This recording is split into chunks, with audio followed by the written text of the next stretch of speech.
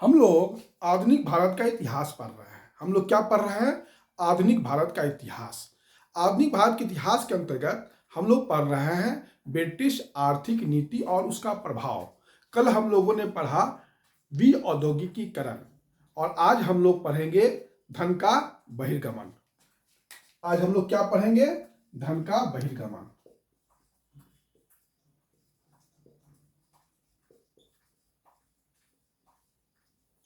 इसको धन का निष्कासन भी कहा जाता है।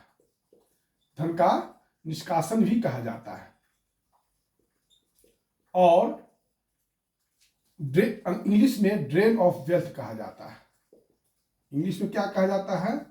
ड्रेन ऑफ वेल्थ कहा जाता है। तो ये सब आप लोग थोड़ा सा ध्यान रखिएगा। एक ही टॉपिक के अलग अलग नाम है। धन का बहिर्गमन या धन का निष्कासन या धन का दोहन भी कह सकते हैं, कोई बहुत बड़ी बात नहीं है। धन का दोहन, ड्रेन ऑफ वेल्थ, तो ये आज हम लोग टॉपिक पढ़ेंगे। कल हम लोग पढ़ रहे थे विऔद्योगिकीकरण। तो विऔद्योगिकीकरण में देखिए, विऔद्योगिकीकरण का जो सबसे बड़ा चीज है कि कुछ उद्योग पर विऔद्योगिकीकरण का प्रभाव नहीं पड़ सका, जो ग्रामीण क्षेत्र में प्राय देखने को मिलता था, जैसे बढ़ईगिरी, लोहारगिरी, कुम्हकारी, ये सब जो उद्योग था ये पहले की तरह ही चलता रहा। दूसरा बात कि चूंकि काफी बेरोजगारी बढ़ गया तो बहुत लोग जो है कामों में लगे रहे, उसका कोई आर्थिक फायदा हो या ना हो, काम में वो लगे रहते थे। जैसे कृषि में ही देखिए, एग्रीकल्चर में देखिए, प्रचंड बेरोजगारी। अब कृषि में 10 आदमी की जरूरत है तो 100 आदमी लगे हुए। आर्थिक फायदा तो नहीं है, लेकिन बेरोजगारी से बचने के लिए वो काम में लगे रहते थे। और भारत का जो बाजार था वो बहुत संगठित बाजार नहीं था, इसलिए ब्रिटिश तैयार माल भारत के कोने कोने में नहीं पहुंचा होगा, स्थानीय उत्पादन पूरी तरह से समाप्त नहीं हुआ होगा। ये भी सच्चाई बात है। तो यही धन के बहिर्गमन में थोड़ा सा 1-2 पॉइंट था कि यह कहना कि विऔद्योगिकीकरण के अंतर्गत 1-2 पॉइंट था कि सभी उद्योग जो है समाप्त नहीं हो गए। जैसे बढ़ईगिरी हुआ, कुम्हारगिरी हुआ, लोहारगिरी हुआ, ये जो है प्राचीन काल की तरह ही चलते रहे। दूसरा पॉइंट यह कि भारतीय बाजार उतना संगठित नहीं था कि ब्रिटिश वस्तु जो है वो कोने कोने तक पहुंच गया होगा उस समय। इसलिए यह भी कहना कि यहाँ के देशज उद्योग पूरी तरह समाप्त हो गए गलत बात है। और तीसरा बात यह है कि लोग बहुत बेरोजगार थे, तो आर्थिक फायदा हो या ना हो, काम करते रहते थे। जैसे कृषि में ही देखिए, प्रचंड बेरोजगारी देखने को मिलता है। 10 आदमी जरूरत है, 100 आदमी काम कर रहा है, लेकिन आर्थिक फायदा हो या ना हो, लोग काम करते रहते थे। तो ये सब है आपका डी इंडस्ट्रियलाइजेशन या विऔद्योगिकीकरण के अंतर्गत कुछ पॉइंट। अब हम लोग आते हैं धन का बहिर्गमन पर आते हैं या धन के निष्कासन पर आते हैं। देखिए, धन का निष्कासन आखिर है क्या? धन का निष्कासन है क्या? पहला पॉइंट तो यही है। तो जो धन का निष्कासन है, यह वाणिज्यवादी सोच के तहत विकसित हुआ। यह वाणिज्यवादी सोच के तहत विकसित हुआ। जब किसी देश का व्यापार संतुलन प्रतिकूल अवस्था में आ जाता है, बात को समझिएगा। जो धन का दोहन है या धन का निष्कासन है का तात्पर्य है, जब किसी वाणिज्यवादी सोच के तहत आया, जब किसी देश का जो है प्रतिकूल व्यापार संतुलन हो जाता है और वह वहां से, उस देश से कीमती धातु, सोना चांदी जो है बाहर जाने लगती है, तो उसी को धन का बहिर्गमन कहते हैं। धन का बहिर्गमन किसको कहते हैं? जब किसी देश का व्यापार संतुलन प्रतिकूल अवस्था में आ जाता है तो फिर कीमती धातुओं का जो है प्रवाह बाहर की होने लगता है, फ्लो बाहर की होने लगता है। जैसे सोना हुआ, चांदी हुआ, तो उसी को कहा जाता है धन का प्रवाह। ये धन का प्रवाह जो है ये भारत में ब्रिटिश शासनकाल में देखने को मिलता है। अंग्रेज भारत में आए थे एक व्यापारी कंपनी के रूप में, और व्यापारी के लिए वह इंग्लैंड से कीमती धातु लेकर आते थे और यहाँ से वस्तु खरीद कर जो है फिर वह इंग्लैंड या यूरोप के बाजार में बेचते थे और मुनाफा कमाते थे। यह जब तक वो व्यापारी कंपनी थे तभी तक यह स्थिति बनी रही। प्लासी के युद्ध के पहले 50 वर्षों में 2 करोड़ रुपया का कीमती धातु लेकर ब्रिटिश कंपनी भारत आए थे। और जब ये भारत लेकर आए थे तो फिर यहाँ से इस धन से जो है कीमती जो धातु है या धन है, उससे जो है बंगाल की वस्तु खरीदकर या इंग्लैंड या यूरोप के बाजार में बेचते थे ईस्ट इंडिया कंपनी। लेकिन इसके लिए ईस्ट इंडिया कंपनी को इंग्लैंड में काफ़ी जो है आलोचना का शिकार होना पड़ा। तो फिर एक रास्ता खोजा गया कि आखिर रास्ता क्या है, कि धन कहाँ से आए, क्योंकि धन तो लाना जरूरी है। तो प्लासी का युद्ध हुआ, फिर बक्सर का युद्ध हुआ और कर्नाटक का युद्ध हुआ। इन सब युद्धों से जो है के बाद स्थिति जो है कंपनी की बदल गई। अब कंपनी जो है व्यापारी कंपनी के साथ साथ भारत में एक राजनीतिक शक्ति के रूप में भी वह अपने आप को स्थापित कर लिया। जब बक्सर का युद्ध हुआ और इलाहाबाद की प्रथम संधि हुई, बंगाल और बिहार तथा उड़ीसा का राजस्व किसको मिल गया? ईस्ट इंडिया कंपनी को। इस राजस्व से जो दीवानी का अधिकार मिला, राजस्व दीवानी का जो अधिकार मिला, तो भू राजस्व से उन्होंने जो है राशि इकट्ठा करना शुरू कर दिया ब्रिटिश कंपनी ने। एक तो राशि यहाँ से आया बंगाल बिहार उड़ीसा के भू राजस्व से, फिर बंगाल बिहार उड़ीसा में जो आंतरिक व्यापारी पर जो इनको फायदा होता था उससे भी इन्होंने राशि जुटाया। उसके बाद यहाँ से बंगाल से काफी धन लूटा इन लोगों ने, लूट का भी धन मिला। तो ये तीनों धन मिलकर ब्रिटिश ईस्ट इंडिया के पास जो है व्यापक मात्रा में अब धन आ गया। बात को समझिएगा कि प्लासी के युद्ध के पहले 2 करोड़ रुपया जो है धातु के रूप में ब्रिटिश ईस्ट इंडिया कंपनी लेकर आया था। तो उससे उसका आलोचना ब्रिटिश में काफी हुआ। तो फिर जो है लेकिन शीघ्र ही स्थिति बदल गई। कर्नाटक का युद्ध हुआ, प्लासी का युद्ध हुआ, बक्सर का युद्ध हुआ और फिर कंपनी जो एक राजनीतिक व्यापारिक स्थिति से उसकी राजनीतिक स्थिति मजबूत हो गई। और बक्सर के युद्ध के बाद इलाहाबाद की प्रथम संधि के अनुसार बंगाल बिहार और उड़ीसा का जो दीवानी का अधिकार मिला, तो इससे भू राजस्व के रूप में ब्रिटिश के पास बहुत सारी राशि आई। फिर आंतरिक व्यापार से भी जो चुंगी कर सब था, काफी इन्होंने टैक्स पैसा कमाया और बंगाल से काफी पैसा लूटा भी।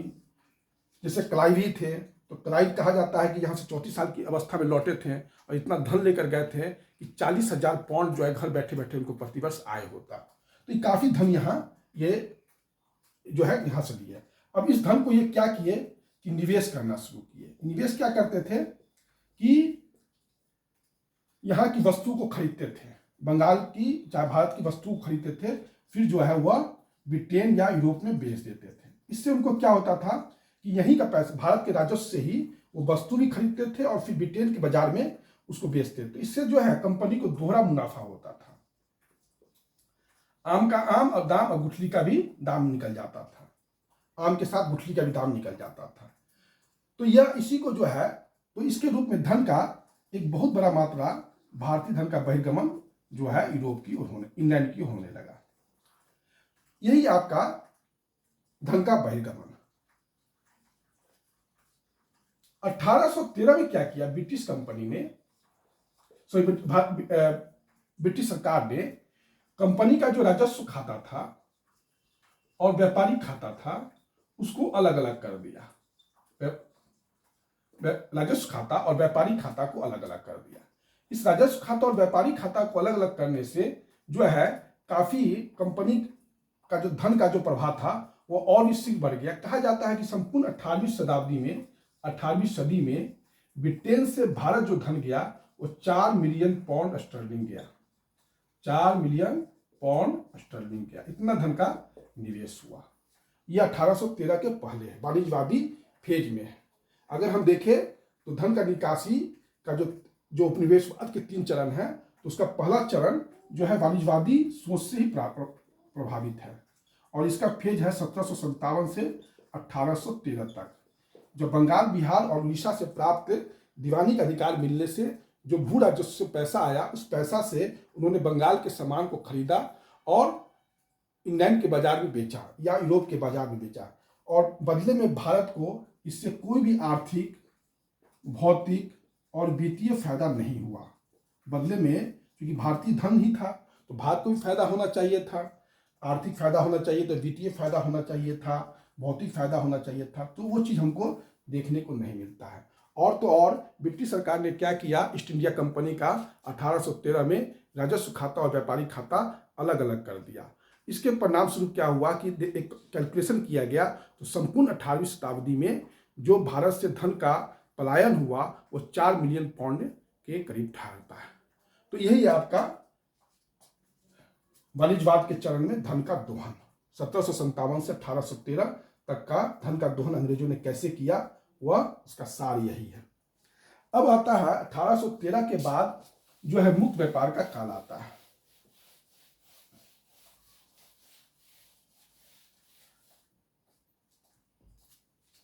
अठारह सौ तेरह के बाद जो है मुक्त व्यापार का काल आता है, और यह काल जो है 1857 तक रहता है। अब इस फेज में क्या किया गया कि ब्रिटिश ने एक अधिनियम लाकर 1813 में जो है मुक्त व्यापार की नीति शुरू कर दिया। इस मुक्त व्यापार की नीति से जो है ईस्ट इंडिया कंपनी को काफी लॉस हुआ, ईस्ट इंडिया कंपनी के शेयर धारकों को लॉस हुआ। अब ये लॉस कैसे हुआ इसको ये समझिएगा, क्योंकि अब इसका साफ साफ उद्देश्य था कि भारत को तैयार माल का जो है एक हब बना देना, बाजार बना देना। अब भारत से कोई भी सामान जाता था इंग्लैंड की ओर तो वहां तो उसको हतोत्साहित किया ही जाता था, साथ साथ यूरोप के बाजार में भी उसको हतोत्साहित किया जाता था। इससे क्या हुआ कि अब भारतीय माल का खरीदार न ब्रिटेन में था न यूरोप में था। इससे कंपनी को अब काफी घाटा होने लगा।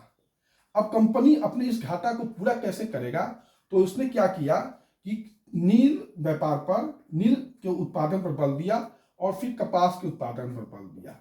लेकिन नील और कपास के उत्पादन से कंपनी अपने इस अतिरिक्त घाटा को पूरा नहीं कर पा रहा था, क्योंकि इसमें जो श्रम था वो बहुत सस्ता था, श्रम सस्ता था, और अमेरिका में जो कपास उत्पादन होता था उस सब का यह मुकाबला नहीं कर सका और निर्यात एजेंसियों को काफी घाटा उठाना पड़ा। अंतिम में अंग्रेजी ईस्ट इंडिया कंपनी को इस निष्कर्ष पर आना पड़ा कि क्यों न चीन में जो है अफीम को प्रोत्साहित किया जाए, और चीन में ईस्ट इंडिया कंपनी ने अफीम को प्रोत्साहित किया।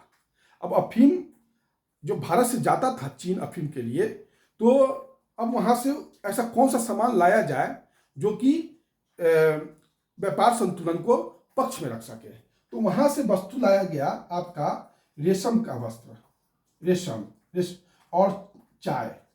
लेकिन दोनों के बीच जो बैलेंस था, आयात और निर्यात के बीच जो बैलेंस था, वो इतना नहीं था कि कंपनी का जो है घाटा पूरा कर सके। लेकिन धन तो आ ही रहा है बाहर से, है ना। तो यह है 1813 में कुल मिला के धन का दोहन, कि किस प्रकार कंपनी भारत से धन जो है जाता रहा, यह इसका फेज है मुक्त व्यापार का काल।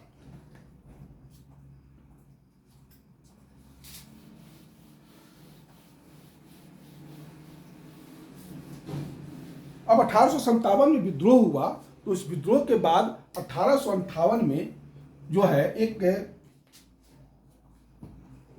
भारत का प्रशासन जो है ब्रिटिश क्राउन के हाथ में आ गया। भारत का प्रशासन किसके हाथ में आ गया? 1858 में ब्रिटिश क्राउन के हाथ में आ गया। अब जो है भारत का प्रशासन लंदन में से ही देखा जाता था। उसके लिए एक भारत सचिव का पद का सृजन किया गया लंदन में, और प्लस उसकी एक परिषद होती थी, उसकी एक परिषद होती थी। अब इसका सारा खर्च कौन वहन करता था? तो भारत के धन से इसका पूरा खर्च का मेंटेन होता था। 1857 का जो भारतीय खाता पर ही भारत सचिव का जो वेतन होता था, या जो भी भारत उसका परिषद होता था जो लंदन में बैठा होता था, उसका खर्च भारतीय खाता में ही डाल दिया गया। 1857 का जो विद्रोह हुआ था, और उस विद्रोह में जितना भी ब्रिटिश सरकार को खर्च हुआ था, वह सब जो है भारतीय खाता में ही डाल दिया गया। यहां तक मेरे ख्याल से कोई दिक्कत नहीं हो रहा होगा। उसके बाद जो है होम चार्जेस के रूप में बहुत सारा धन भारत से लंदन भेज दिया जाता था। होम चार्जेस के रूप में धन कहाँ चल जाता था? लंदन में। और यह खर्च कौन करता था होम चार्जेस को? भारत सचिव। अब इसके अंतर्गत क्या क्या खर्च था होम चार्जेस के अंतर्गत, तो वो भी देख लीजिए। जो रेलवे पर ईस्ट इंडिया कंपनी जो ब्याज देती थी, वह भी जो है होम चार्जेस के अंतर्गत भारत से धन जाता था ब्रिटेन भारत सचिव के पास, और वहां जो है वह धन जो गारंटी जो ब्याज शेयर धारक को मिला था 5% का, वो मिलता था। उसके बाद भारत सरकार जो ऋण लिया है, उस ऋण पर जो ब्याज है वो भी चुकाने के लिए जो है धन इसी होम चार्जेस के अंतर्गत जाता था। भारत में जो सैनिक के लिए जो सामान खरीदा जाता था, वह सैनिक का सामान भारत में नहीं खरीदा जाता था, वो लंदन में इंग्लैंड में खरीदा जाता था, और उसका इंग्लैंड में खरीदा जाता था, और उसका धन जो है भारत से जाता था। उसके बाद जो यहाँ की कंपनी में जो ब्रिटिश ईस्ट इंडिया कंपनी के जो अधिकारी और कर्मचारी होते थे, वो जब यहाँ से कमाते थे और कुछ धन बचा के वो भेज देते थे लंदन, वो भी होम चार्जेज के अंतर्गत जाता था। व्यापारी भी जो है होम चार्जेज के अंतर्गत अपना जो है अतिरिक्त फायदा भेज देते थे। पेंशन भी जो है वो जो है काफी जो है जो यहाँ के अधिकारी थे अच्छे अच्छे पद पर, वो सब अधिकारी अपना पेंशन भी जो है वो वहां से प्राप्त करते थे। अधिकारियों का वेतन का एक बड़ा भाग, व्यापारियों का बड़ा वेतन का बड़ा भाग, व्यापारियों का बचत, ये सब जो है वो होम चार्जेज के अंतर्गत धन का, आप कह सकते हैं कि होम चार्जेज के नाम पर, गृह व्यय के नाम पर एक बहुत बड़ा भारतीय धन ब्रिटेन चला जाता था। और इससे क्या होता था कि भारत में प्रतिकूल व्यापार संतुलन हो जाता था। नेचुरल बात है कि इतना धन जाएगा तो प्रतिकूल व्यापार संतुलन आएगा ही। सबसे बड़ा स्थिति तब खराब हो गया 1870 में। क्या किया कि रुपये का अवमूल्यन कर दिया गया। रुपये का क्या कर दिया गया? अवमूल्यन कर दिया गया, डिवैल्यूएशन कर दिया गया। पाउंड स्टर्लिंग की तुलना में ब्रिटिश मुद्रा जो पाउंड स्टर्लिंग है उसकी तुलना में भारतीय रुपये का अवमूल्यन कर दिया गया। तो इससे क्या हुआ कि जो राशि होम चार्जेस की थी उस समय, वो और भी वास्तविक रूप से बढ़ गया, क्योंकि रुपये का अवमूल्यन हो गया। अब आपको ज्यादा रुपया देना पड़ेगा उस पाउंड के लिए, तो प्रतिकूल व्यापार संतुलन हो गया। प्रतिकूल व्यापार संतुलन को मैनेज करने के लिए निर्यात अधिशेष से इसको मैनेज किया गया। अब देखिए कैसे अंग्रेजों ने बुद्धि लगाया, वो देखिए निर्यात अधिशेष। अब निर्यात अधिशेष को ठीक करने के लिए भारत सचिव ने क्या किया कि लंदन में काउंसिल बिल जारी करता था। लंदन में क्या करता था? काउंसिल बिल जारी करता था। भारत सचिव इस निर्यात अधिशेष को पूरा करने के लिए लंदन में जो है काउंसिल बिल जारी करता था। काउंसिल बिल जारी करता था, और ये काउंसिल बिल जो है पाउंड और स्टर्लिंग में आप खरीदना पड़ता था, जो ब्रिटिश मुद्रा थी। तो जो ब्रिटिश व्यापारी थे जो भारतीय वस्तु खरीदना चाहते थे, तो यह काउंसिल बिल खरीद लेते थे। फिर वह आ जाते थे भारत, और भारत में आके इसको चूंकि काउंसिल बिल खरीदते थे वो भारत सचिव से पाउंड स्टर्लिंग देकर, और भारत में आते थे तो काउंसिल बिल लेकर और रुपया में इसको खरीद लेते थे, और फिर भारतीय रुपया से वह यहाँ का सारा वस्तु खरीदते थे। कुछ व्यापारी और कुछ अधिकारी क्या किए, वो भी इस काउंसिल बिल को खरीदना शुरू कर दिए, और यहाँ से इस रुपया जो है ट्रांसफर कर देते थे, और वो चला जाता था इंग्लैंड काउंसिल बिल की तरह, वहाँ जो है फिर वो पाउंड स्टर्लिंग में उसको प्राप्त कर देते थे। तो इस प्रकार से इन्होंने एक ऐसा जाल चला कि उससे भारतीय अर्थतंत्र नहीं निकल पाया। दूसरी बात यह है कि निर्यात अधिशेष को पूरा करने के लिए इन्होंने ऋण लिया, और इस ऋण का जो ब्याज की राशि थी वो भी काफी ज्यादा था। तो इस सब कारणों से भारत को जो है धन निष्कासन के नाम पर एक ऐसे जाल में बांध दिया गया, कि वृत्तनुमा जाल में बांध दिया गया कि भारतीय उससे निकल नहीं पाए। इस बात को यहाँ तक मेरे ख्याल से आपको समझने में कोई दिक्कत नहीं हो रहा होगा। लेकिन इसके खिलाफ जो है भारतीय राष्ट्रवादियों ने आवाज उठाया। तो सबसे पहले आवाज उठाने वाले थे दादा भाई नौरोजी थे। कौन थे सबसे पहले आवाज उठाने वाले? दादा भाई नौरोजी ने 1867-68 में ईस्ट इंडिया एसोसिएशन की एक बैठक हुआ। ये लंदन में बैठक हुआ था। इसी में इंग्लैंड डेब्ट टू इंडिया अपने लेख में उन्होंने बताया कि अंग्रेज जो है भारत से धन लूट कर ले जा रहे हैं और भारत को दरिद्र बना रहे हैं। सबसे पहले दादा भाई नौरोजी ने ही इस बात को उठाया। 1867-68 में ईस्ट इंडिया एसोसिएशन की जो बैठक हो रही थी, लंदन में बैठक हुई थी, उसी में इस बात को उठाया था। और उसी पत्रिका का नाम था इंग्लैंड डेफ टू इंडिया। इसमें इस दादा भाई नौरोजी ने इस बात को उठाया। बाद में रमेश चंद्र दत्त ने भी इस बात को उठाया, भारतीय राष्ट्रवादी इतिहासकार थे रमेश चंद्र दत्त ने भी उठाया कि इससे जो है भारत को काफ़ी अंग्रेजों ने भारत से धन का पलायन किया और भारत को गरीब बना दिया। रमेश चंद्र दत्त ने भी कहा इस बात को। बाद में 1896 में कलकत्ता में अधिवेशन हुआ भारतीय राष्ट्रीय कांग्रेस का, और उस अधिवेशन की अध्यक्षता किए थे रहीमतुल्लाह सयानी। और पहली बार 1896 में भारतीय राष्ट्रीय कांग्रेस के अधिवेशन में यह जो धन का निष्कासन पहली बार ही उठाया गया था, और कहा गया था कि धन के निष्कासन के कारण भारत में अकाल आया और दरिद्रता बढ़ी, गरीबी बढ़ी। भारत में अकाल आया और भारत में गरीबी बढ़ी। तो यह तर्क जो है भारतीय राष्ट्रवादियों का कहना है कि अंग्रेजों ने जो है धन का निष्कासन किया, और धन के निष्कासन के बदले में जो आर्थिक, वित्तीय और भौतिक फायदा भारत को होना चाहिए था वह नहीं मिला। लेकिन मॉरिस डी मॉरिस जो है एक इतिहासकार हैं, समाजवादी इतिहासकार हैं, उनका कहना है साफ साफ कि नहीं, यह तो आप लोग गलत आरोप लगा रहे हैं हम पर। हम कहाँ आपका शोषण किए हैं? हमने आपको यातायात और संचार दिया, हमने आपको एक सक्षम प्रशासन दिया, हमने शिक्षा खोला, साहित्य दिया, एक से एक स्कूल कॉलेज खोला। आपको जो है जब पैसे की ज़रूरत थी तो हमने यूरोप के बाज़ार से आपको कम दाम पर ला के पैसा दिया। हम तो आपका हमेशा भला सोचे, हमने आपको सभ्य बनाया, है ना। आप क्या थे? वंचर थे। कॉर्नवालिस ने कहा था ना कि बंगाल के 1/3 लोग वंचर हो चुके हैं, तो आप वंचर थे। हमने तो आपको सब कुछ से सब बनाया, न्याय दिया, पुलिस दिया, प्रशासन दिया। यह बात मॉरिस डी मॉरिस का कहना है। लेकिन भारतीय राष्ट्रवादियों का कहना है कि नहीं, अगर आप नहीं आते और भारतीय धन भारत में ही रहता तो भारतीय धन पूंजी के रूप में प्रयोग होता, और वो पूंजी जो है भारत में जो है औद्योगिक विकास लाता।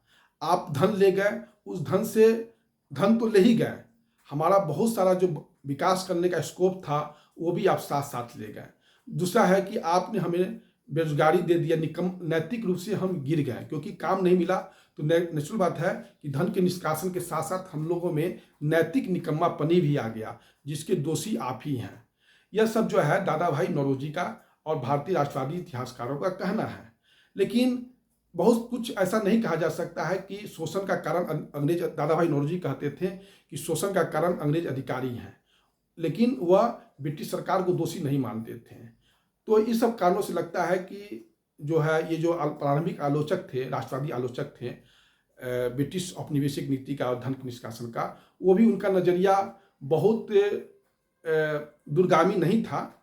सॉरी, इसको ऐसे नहीं बोला जा सकता है, बहुत ही ब्रिटिश औपनिवेशिक चरित्र को ठीक से वो नहीं समझ पा रहे थे। लेकिन फिर भी तो इतना कहा जा सकता है कि पहली बार उन्होंने अंग्रेजों के आर्थिक शोषक चरित्र को उजागर किया और बताया भारतीय लोगों को कि जो भारत सोने की चिड़िया था उसको अंग्रेजों ने औपनिवेशिक अर्थतंत्र में बांटकर जो है एक सोच के तहत उपनिवेश का उपयोग मातृ देश के हित में किया और इसे लोहे का पिंजरा बना दिया। तो ये कहीं ना कहीं, और यह जो है कहीं ना कहीं जब 19वीं शताब्दी में भारतीय राष्ट्रीय का आंदोलन शुरू होता है और भारत में राष्ट्रवाद का उदय होता है, तो उसकी आर्थिक पृष्ठभूमि में इन प्रारंभिक जो दादा भाई नौरोजी, रमेश चंद्र दत्त, इन लोगों का योगदान को भूला नहीं जा सकता है। क्योंकि पहली बात इन लोगों ने ही बताया कि अंग्रेज जो है एक शासक नहीं बल्कि औपनिवेशिक के हित से प्रचालित हो रहे हैं। नजरिया सीमित ही सही, लेकिन नजरिया तो रखा ही, भारतीयों का नज़र तो बदला ही। इनसे हम नहीं बच सकते। दादा भाई नौरोजी के बारे में आपको जान लीजिए कि यह grand old man of India कहे जाते हैं। बड़े वृद्ध नेता थे। भारतीय राष्ट्रवाद के पितामह भी इनको कहा जाता है। जैसे भारतीय राष्ट्रवाद का पिता राजा राम मोहन राय को कहा जाता है, तो भारतीय राष्ट्रवाद का पितामह दादा भाई नौरोजी को ही कहा जाता है। इनको grand old man of India कहा जाता है क्योंकि सबसे सीनियर लीडर थे। इनका जन्म बम्बई में हुआ था, एक पारसी थे, और इन्होंने जब एल्फिस्टन स्कूल कॉलेज में पढ़ रहे थे तो एक अंग्रेज अध्यापक ने इनको भारत का आशा कहा था। इन्होंने बम्बई में महिला हाई स्कूल खोला था और उन्होंने कुछ संस्थाओं का स्थापना किया इंग्लैंड में, जैसे ईस्ट इंडिया एसोसिएशन का स्थापना किया, इंडियन ईस्ट इंडिया एसोसिएशन का स्थापना किया। उसके बाद इन्होंने किताब लिखा poverty and un-British rule in India. इन्होंने एक सबसे पहले जो है धन का निष्कासन का मुद्दा इंग्लैंड डेब्ट टू इंडिया में उठाया था। इन्होंने 3 बार भारतीय राष्ट्रीय कांग्रेस का प्रतिनिधित्व किया। पहली बार जो है 1886 में, दूसरी बार 1893 में और तीसरी बार 1906 में किया। पहली बार 1886 में, दूसरी बार 1893 में और तीसरी बार 1906 में किया था। इन्होंने 3 बार भारतीय राष्ट्रवाद का जो है भारतीय राष्ट्रीय कांग्रेस का नेतृत्व किया। इनको जो है फिरोज शाह मेहता जो है भारत का ग्लैडस्टोन भी कहते थे। एक सीबीआई चिंतामणि थे, वो ये साफ साफ कहते थे कि बहुत से जो है हमारे युग के ये जो है सबसे अच्छे नेता हैं, यह मानने में कोई परहेज नहीं करना चाहिए। सीबीआई चिंतामणि का कहना था कि हमारे समय में बहुत एक से एक बढ़कर जो है बुद्धिमान और समर्पित नेता हुए, लेकिन दादा भाई नौरोजी जैसा कोई नहीं हुआ। तो ये सब जो है दादा भाई नौरोजी के बारे में जो है परमहंस मित्र मंडली का भी स्थापना किए थे दादा भाई नौरोजी। तो ये सब 1896 में जो है ये पहली बार जो है लिबरल उदारवादी पार्टी की तरफ से ब्रिटेन संसद के चुने जाने वाले पहले भारतीय हैं। ये बहुत ही इंपॉर्टेंट बात है, यह पूछ लिया जाता है परीक्षा में कि कौन सा पहला भारतीय है जो ब्रिटेन की संसद के चुना गया। तो पहला व्यक्ति दादा भाई नौरोजी थे, उदारवादी थे, लिबरल पार्टी की तरफ से चुने गए थे। तो यही सब कुछ फैक्ट्स है और इसी के साथ ये धन का निष्कासन आज समाप्त होता है। और जो भी इसमें आप लोगों को लगता है कि कमेंट करना चाहिए तो आप लोग कमेंट बॉक्स में ज़रूर आइए। और ये टॉपिक जो है आज प्रारंभिक परीक्षा के लिए, मुख्य परीक्षा के लिए, सभी के लिए आपका उपयोगी है। मेरे ख्याल से अगर आप इतना डाइजेस्ट कर लेते हैं तो प्रारंभिक परीक्षा में तो आपका दिक्कत नहीं होगी। वैकल्पिक इतिहास विषय में जिनका मुख्य परीक्षा है उनको भी दिक्कत नहीं होगा, सामान्य अध्ययन में भी दिक्कत नहीं होगा। जो आधुनिक भारत का सिलेबस है मुख्य परीक्षा के लिए, संघ लोक सेवा आयोग या अन्य लोक सेवा आयोग की, वहाँ भी ये दिक्कत नहीं होगा। आप लोग कमेंट कीजिए, मेरा उत्साहवर्धन कीजिए। इसी के साथ ये वीडियो मैं समाप्त कर रहा हूँ। धन्यवाद। कल जो है नेक्स्ट टॉपिक के साथ फिर हम प्रस्तुत होंगे। धन्यवाद।